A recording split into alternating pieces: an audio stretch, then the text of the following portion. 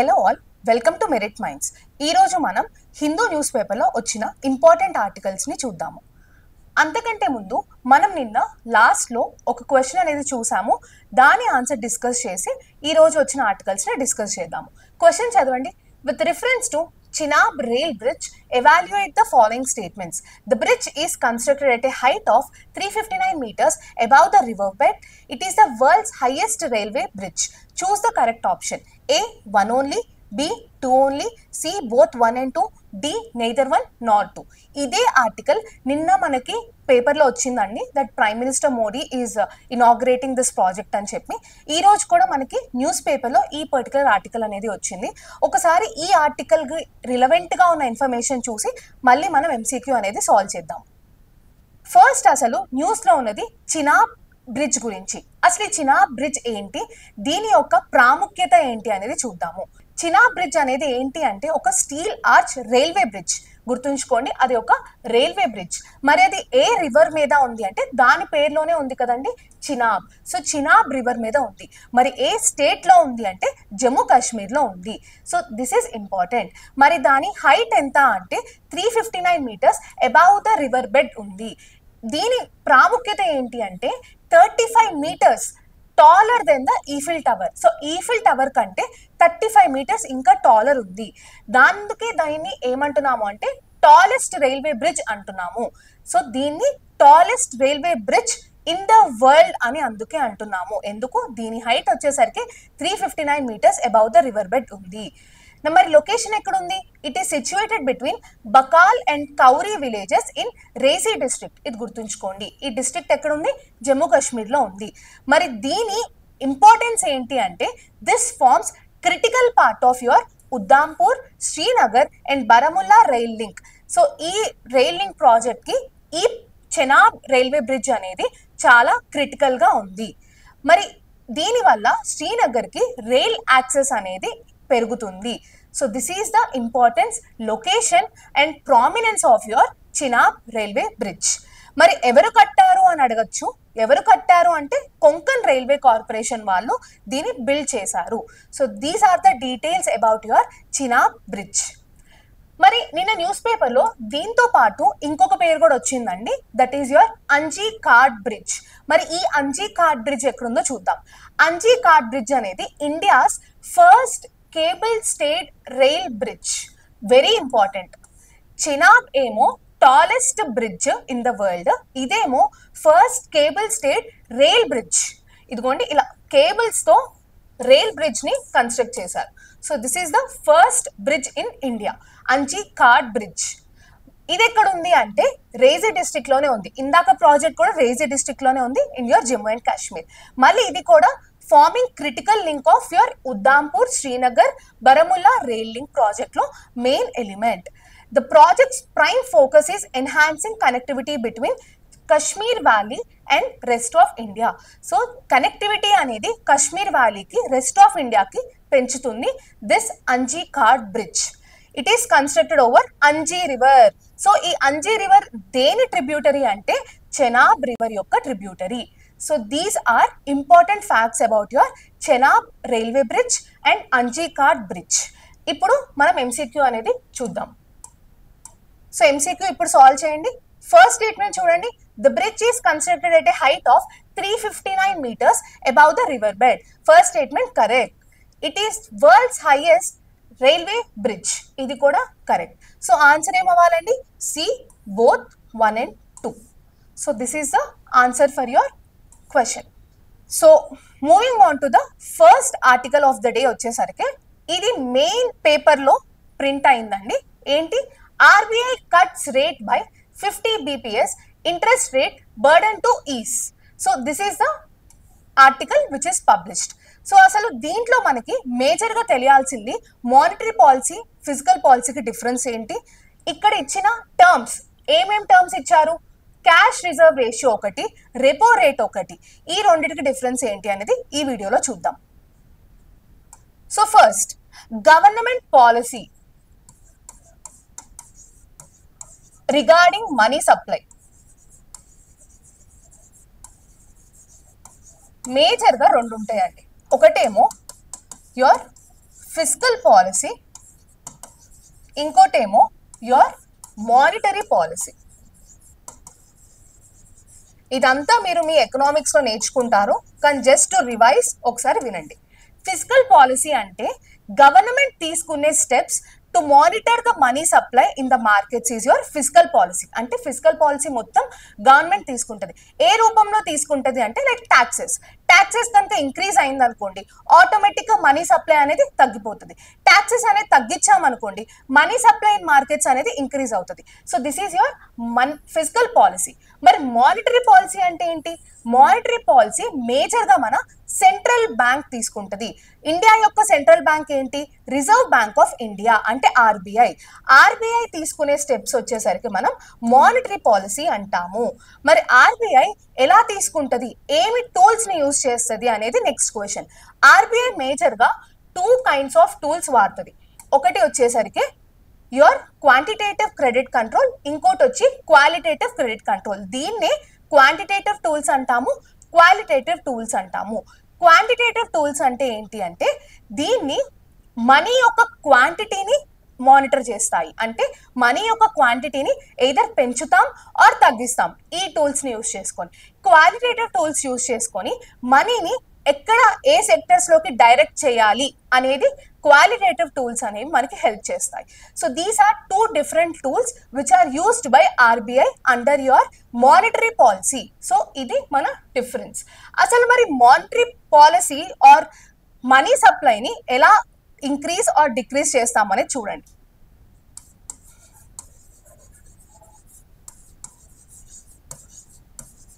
Money supply కనుక markets లో increase చేసాము ఆర్ పెరిగింది, మనీ సప్లై పెరిగింది. పెరగడం అంటే మీనింగ్ ఏంటి? జనాల దగ్గర ఎక్కువ మనీ అనేది ఉంది. ఎక్కువ మనీ ఉంటే ఆటోమేటిక్ ఏమవుతుందండి? స్పెండింగ్ అనేది ఇంక్రీజ్ అవుతుంది. స్పెండింగ్ అనేది ఇంక్రీజ్ అవుతే ఆటోమేటిక్ గా ఏమవుతుంది? ఎకనామిక్ గ్రోత్ అనేది పెరుగుతుంది. మరి ఎకనామిక్ గ్రోత్ ఎలా పెరుగుతుంది అంటే ఎక్కువ మనీ గనక జనాల చేతిలో ఉంటే, వాళ్ళు స్పెండ్ ఎక్కువ చేస్తే ఆటోమేటిక్ గా ఎకనామిక్ గ్రోత్ అనేది ఇంక్రీజ్ అవుతుంది. కానీ దీనివల్ల ఇంకో ఇంపాక్ట్ కూడా ఉంటుంది. సెకండ్ ఇంపాక్ట్ ఏంటి? ఫస్ట్ ఇంపాక్ట్ ఏమో మనీ ఎక్కువ ఉంటే ఎకనామిక్ గ్రోత్ అనేది పెరుగుతుంది అంటున్నాం. ఇంకో ఇంపాక్ట్ ఏంటి? ఎక్కువ మనీ గనక జనాల చేతిలో ఉంటే ఆటోమేటిక్ గా ఇన్ఫ్లేషన్ అనేది పెరుగుతుంది. సో మనము ఎకనామిక్ గ్రోత్ ని ఫ్యూయల్ చేయాలన్నా, ఇన్ఫ్లేషన్ ని మానిటర్ చేయాలన్నా, మనం దేన్ని మానిటర్ చేయాలి అంటే మనీ సప్లైని మానిటర్ చేయాలి. అంటే మనీ సప్లైని ఎయిదర్ పెంచాలి ఆర్ తగ్గించాలి. ఒకవేళ పెంచితే ఏమవుతుంది? ఎకనామిక్ గ్రోత్ అనేది పెరుగుతుంది, ఇన్ఫ్లేషన్ కూడా పెరుగుతుంది. మరి తగ్గిస్తే మనీ చేతుల్లో, జనాల చేతుల్లో ఉన్నది మనం తగ్గిస్తే ఆటోమేటిక్ గా ఇన్ఫ్లేషన్ అనేది తరుగుతుంది. సో ఇది యూజ్ చేసుకొని మనం డిఫరెంట్ టూల్స్ ని వాడతాము. అదేంటో చూద్దాం. వన్ ఆఫ్ ద టూల్స్ వచ్చేసరికి మీ రెపో రేట్, ఇంకోటి CRR. So first repo rate చూడండి. Repo rate is the interest rate at which the RBI lends short term funds to commercial banks against government securities. ఇది గుర్తుంచుకోండి, short term అండి. Repo rate అనేది long term కాదు, it's a short term instrument. And this is a type of your quantitative tool. Qualitative కాదు, quantitative. ఎందుకంటే repo rate వల్ల quantity of money అనేది మనం చేంజ్ చేయగలుగుతున్నాం కాబట్టి this is a quantitative tool. మరి అసలు రెపో రేట్ ఏంటో అర్థం చేసుకుందాం ముందు.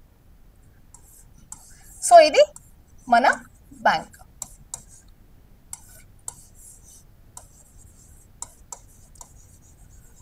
బ్యాంక్ కస్టమర్స్ కి మనీ లెండ్ చేస్తుంది, దాని ఫంక్షన్ మేజర్ గా అది. మరి ఇది ఆర్బీఐ. ఇప్పుడు బ్యాంక్ ఏం చేస్తుంది అంటే షార్ట్ టర్మ్ మనీ అనేది ఆర్బీఐ దగ్గర నుంచి తీసుకుంటుంది. ఎలా తీసుకుంటుంది? బ్యాంక్ ఏం సెక్యూరిటీగా ఇస్తుంది ఆర్బీఐకి? జీసెక్స్ అంటే గవర్నమెంట్ సెక్యూరిటీస్. అది సెక్యూరిటీగా ఆర్బీఐకి ఇచ్చి ఆర్బీఐ దగ్గర నుంచి ఏం తీసుకుంటుందండి? మనీ తీసుకుంటుంది. మరి ఈ మనీ అనేది ఇప్పుడు మనం బ్యాంక్ లో కనుక లోన్ తీసుకుంటే ఒట్టి లోనే కట్టాలి అనేది కాదు కదా, ఇంట్రెస్ట్ అనేది మనం కట్టాల్సి వస్తుంది. అంటే యాక్చువల్ అమౌంట్ ప్లస్ ఇంట్రెస్ట్ కూడా మనం కడతాం. సేమ్ బ్యాంక్ కూడా ఆర్బీఐ దగ్గర నుంచి మనీ తీసుకున్నందుకు బ్యాంక్ అనేది కొంచెం ఇంట్రెస్ట్ అనేది కట్టాలి. ఆ ఇంట్రెస్ట్ రేట్ ని ఏమంటున్నాం మనం? రెపో రేట్ అంటున్నాం. So the interest paid by the bank to RBI on money lent from RBI is called your repo rate. అర్థమైందా? సో ఈ మనీ మీద ఇంట్రెస్ట్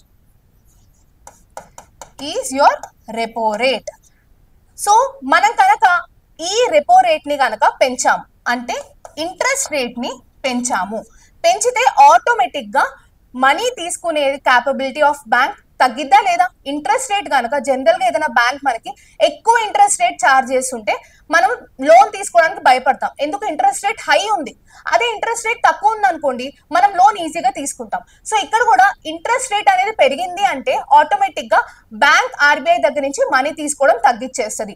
మరి అప్పుడు బ్యాంక్ దగ్గర మనీ కూడా తగ్గుతాయి కదా. బ్యాంక్ దగ్గర మనీ తగ్గాయి అంటే ఆటోమేటిక్ గా కస్టమర్ కి అది ఇవ్వాల్సిన మనీ కూడా తగ్గుతాయి. సో ఇంట్రెస్ట్ రేట్ మనం ఇక్కడ పెంచామనుకోండి, ఇక్కడ కూడా ఇది మనీ లెండ్ చేస్తుంది కదా కస్టమర్ కి, ఇక్కడ కూడా ఇంట్రెస్ట్ రేట్ ఏమవుతుంది? ఆటోమేటిక్ గా interest rate increases. Interest rate increase అయిందంటే మీనింగ్ ఏంటి?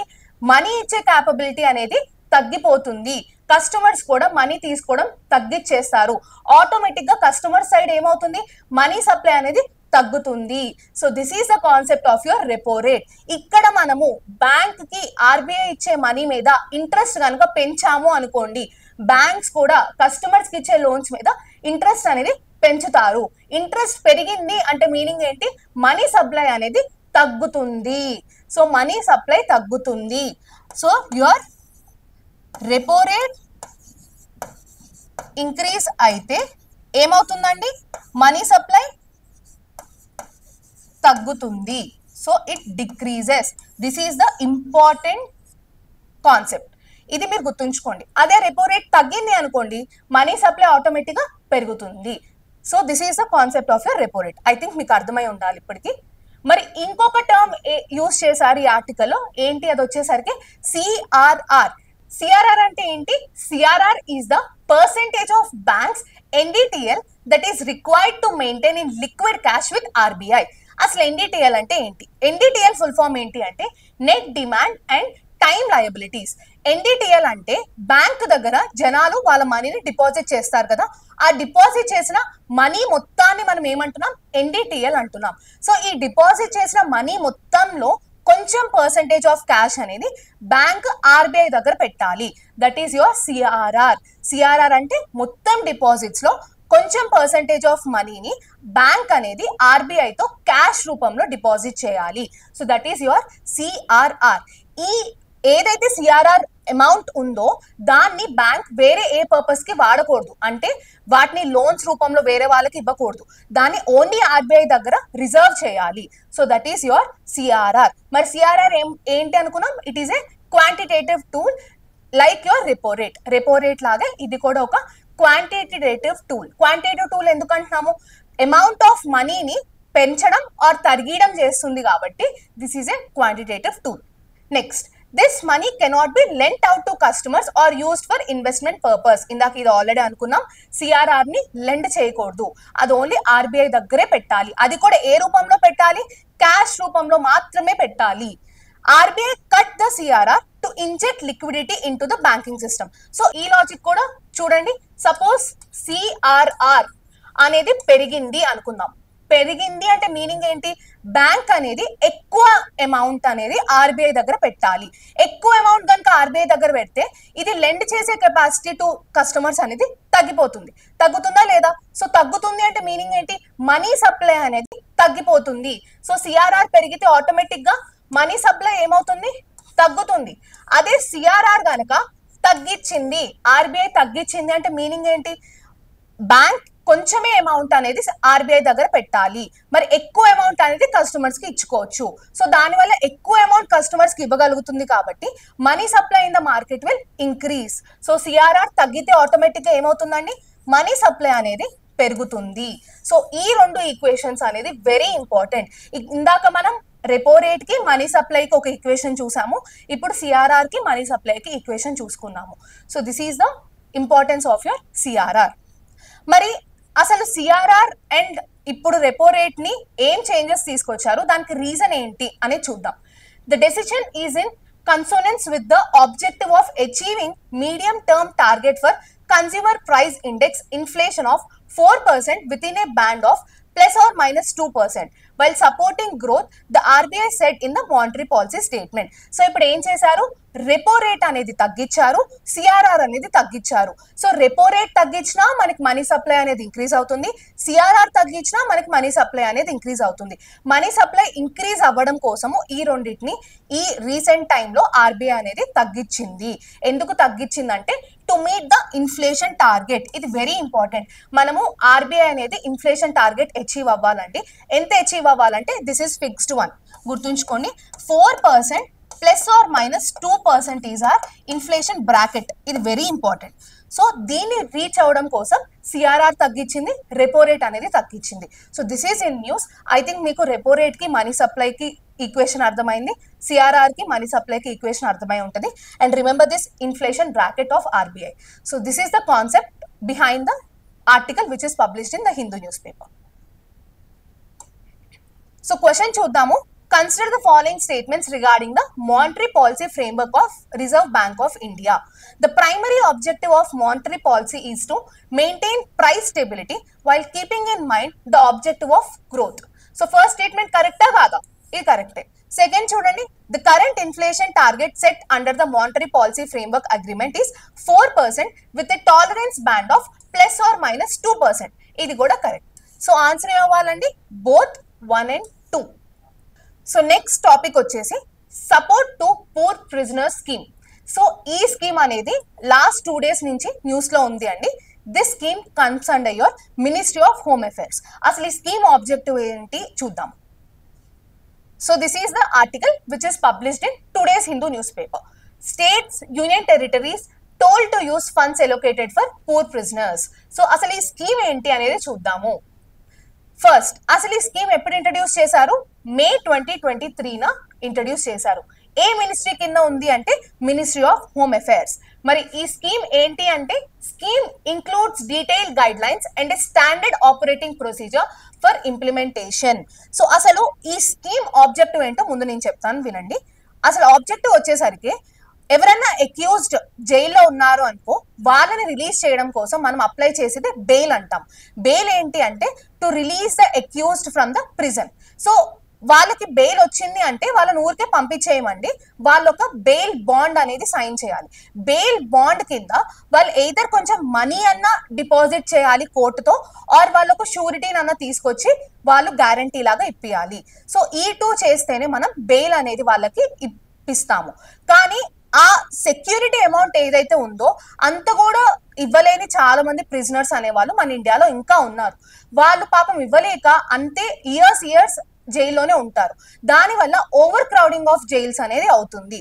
సో దీన్ని అబ్జర్వ్ చేసిన మినిస్ట్రీ ఆఫ్ హోమ్ అఫైర్స్ ఏం చేశారు అంటే ఆ బెయిల్ సెక్యూరిటీ అమౌంట్ ఏదైతే ప్రిజనర్ అనే వాళ్ళు కోర్టు ముందు ఇవ్వాలో దాన్ని మేము ఇస్తాము, అంటే మేము హెల్ప్ చేస్తాము, ఆ అమౌంట్ ని ఆ పూర్ ప్రిజనర్ కి ఇవ్వండి, దానివల్ల తను బెయిల్ మీద బయటకు వచ్చేస్తారు, మనకి ఓవర్ క్రౌడింగ్ ఆఫ్ ప్రిజన్ అనేది కూడా తగ్గుతుంది అనేది main objective of your MHA.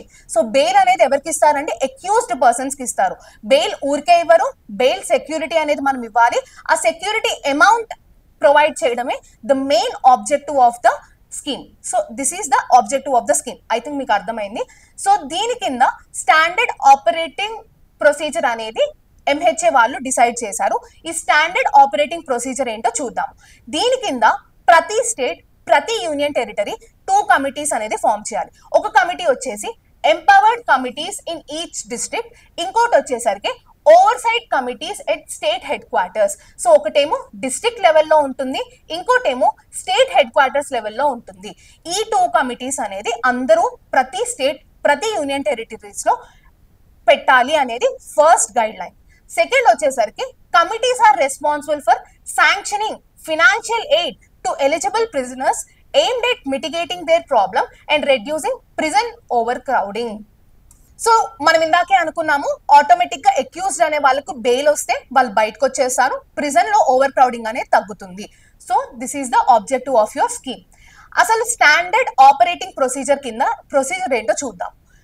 If a prisoner is not released within a week after bail is granted, so bail వచ్చిన తర్వాత 1 week వరకు ఆ ప్రిజనర్ గనుక బయటకి వెళ్ళకపోతే అప్పుడు jail authorities must inform to the secretary of district legal service authority. ఇది very important. District legal service authority అనేది మనకు ఉంటుందండి. దానికి జైల్ అథారిటీస్ అనే వాళ్ళు ఇన్ఫార్మ్ చేయాలి. ఏంటి అంటే ఈ పర్టికులర్ ప్రిజనర్ 1 వీక్ అయినా కానీ జైలు నుంచి రిలీజ్ అవ్వలేదు అని ఈ డిఎస్ఎల్ఏకి ఇన్ఫార్మ్ చేయాలి. DLSA is nothing but your district legal service authority.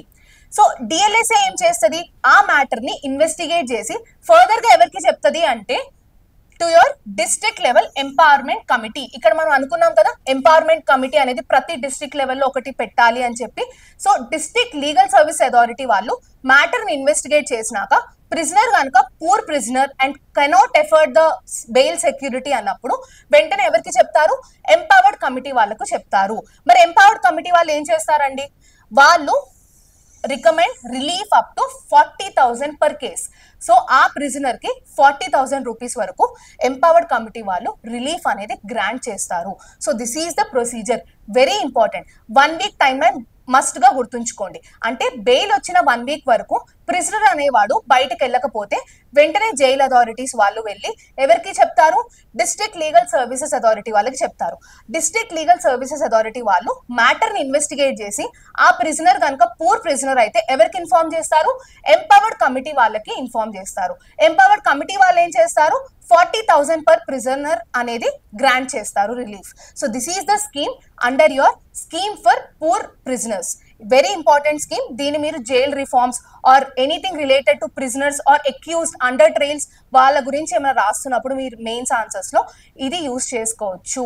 Very very important for your mains answers and upcoming mains examination of UPSC. మరి ఈ పర్టికులర్ స్కీమ్ అనేది అందరికీ అయితే చెల్లుబాటు కావట్లేదండి. ఎవరైతే అక్యూజ్డ్ ఉంటారో, ఈ పర్టికులర్ యాక్ట్స్ కింద అక్యూజ్డ్ ఉంటారో వాళ్ళకి మాత్రం ఈ స్కీమ్ అనేది వర్తించదు. అంటే ఈ యాక్ట్స్ కింద ఏదైనా తప్పు చేసి ఆ పర్టికులర్ పర్సన్ అక్యూజ్డ్ అయితే తనకి ఈ స్కీమ్ అనేది అప్లికబుల్ అవ్వదు. ఏమి యాక్ట్స్ చూద్దాం. ప్రివెన్షన్ ఆఫ్ కరప్షన్ యాక్ట్ ఒకటి, prevention of money laundering act ఒకటి, narcotic drug and psychotropic substances act ఒకటి, unlawful acts prevention act. So దీని కింద మాత్రం ఎవరైతే అక్యూజ్డ్ ఉన్నారో వాళ్ళకి స్కీమ్ ఫర్ పూర్ ప్రిజనర్స్ అనేది అప్లికబుల్ అవ్వదు. మిగిలిన అందరు అక్యూజ్డ్ కి మనం ఆ స్కీమ్ అనేది వర్తిస్తుంది. మరి క్వశ్చన్ చూద్దాము. Consider the following statements regarding the scheme introduced in May 2023 for providing financial aid to eligible prisoners. States and UTs were directed to set up empowered committee in each district and oversight committee at the state headquarters level. ఇది కరెక్టే కదా. Empowered committee అనేది ప్రతి district ఒకటి setup చేయాలి. Oversight committee అనేది head quarters state head quarters లో మనం ఎస్టాబ్లిష్ చేయాలి. So this is correct statement. District legal service authority must be inform if a prisoner is not released within 1 month after bail is granted. ఇది నేను చెప్పానా లేదా గుర్తుంచుకోండి అని. 1 month కాదు కదండి, ఎంత, 1 వీక్. 1 వీక్ లో ఎవరన్నా ప్రిజనర్ కనుక బయటకి వెళ్ళకపోతే వెంటనే ఇన్ఫార్మ్ చేయాలి. ఎవరికి ఇన్ఫార్మ్ చేయాలి, డిఎల్ఎస్ఏకి ఇన్ఫార్మ్ చేయాలి. So first statement correct, second statement తప్పు. కాబట్టి ఆన్సర్ వచ్చేసరికి A, only 1. So next topic of the day వచ్చేసి ఆర్నాలా గురించి. అసలు ఆర్నాలా అంటే ఏంటో చూద్దాము. సో ఇది ఈరోజు పబ్లిష్ చేసిన ఆర్టికల్ అండి. Navy set to commission anti submarine warfare ship Arnala on June 18th. So ఈ పర్టికులర్ ఆర్టికల్ కింద ఇచ్చారు కాబట్టి I want to discuss about Arnala. So చూడండి అసలు ఆర్నాలా అంటే ఏంటి. Arnala is first of 8 indigenously built anti submarine warfare shallow water craft delivered to the Indian Navy recently. Arnala ship is built under ASW SWC project. అసలు ASW SWC project అంటే ఏంటో చూద్దాం. ఈ project ఏంటి అంటే anti submarine warfare shallow water craft. This is the full form of your project name. So ఈ ప్రాజెక్ట్ కింద 8 ఇండిజినియస్లీ డెవలప్డ్ సబ్మెరైన్స్ అనేది బిల్డ్ చేస్తున్నారు. So under which many ships are being build for the Indian navy. The ASW SWC ships will be capable of detecting and neutralizing various underwater threats. So ఈ submarines under the water ఏమైనా మనకి threads వస్తే దాన్ని neutralise చేయడానికి help అవుతున్నాయి. These ships will have 80% indigenous content. అంటే మొత్తము కూడా ఇండిజినియస్ కాదండి, 80% వరకు ఇండిజినియస్ కంటెంట్ తో మనం వీటిని బిల్డ్ చేస్తున్నాం. మొత్తం ఎన్ని బిల్డ్ చేయాలి, 8 బిల్డ్ చేయాలి. దాంట్లో ఫస్ట్ వచ్చేసరికి ఏంటి, that is your Arnala. So this is important for your prelims examination. మరి దీని మీద క్వశ్చన్ చూద్దాము. Consider the following statements about the anti-submarine warfare shallow water craft. The ship built under this project are capable of detecting and neutralizing underwater threats. ఇప్పుడే చూసాము, ఇది correct. ASW, SWC ships are fully imported to ensure rapid deployment of Indian Navy. Fully imported కాదు కదండి, మనం ఏమనుకున్నాం 80% వరకు indigenous content అనేది ఉంది. సో ఫుల్లీ ఇంపోర్టెడ్ కాదు. సో ఆన్సర్ ఏమవుతుంది? సెకండ్ స్టేట్మెంట్ తప్పు అవుతుంది. So first one is correct. Only one is your answer. Now, moving on to MCQ of the day. Question. Consider the following statements regarding the Aravali Green Wall project. The project spans 4 states and aims to restore ecosystem by integrating traditional knowledge with scientific method. Second statement, one of the key challenges in the Aravali region is the increased forest cover due to invasive species like Prosopis juliflora. Which of the following statement is or are correct? A, one only, B, only two, C, both one and two, D, neither one nor two. So దీని answer ని as usual గా comment it down. రేపు మనం మన daily news analysis start చేసే ముందు దీని answer discuss చేసి స్టార్ట్ చేద్దాం. Until then happy learning.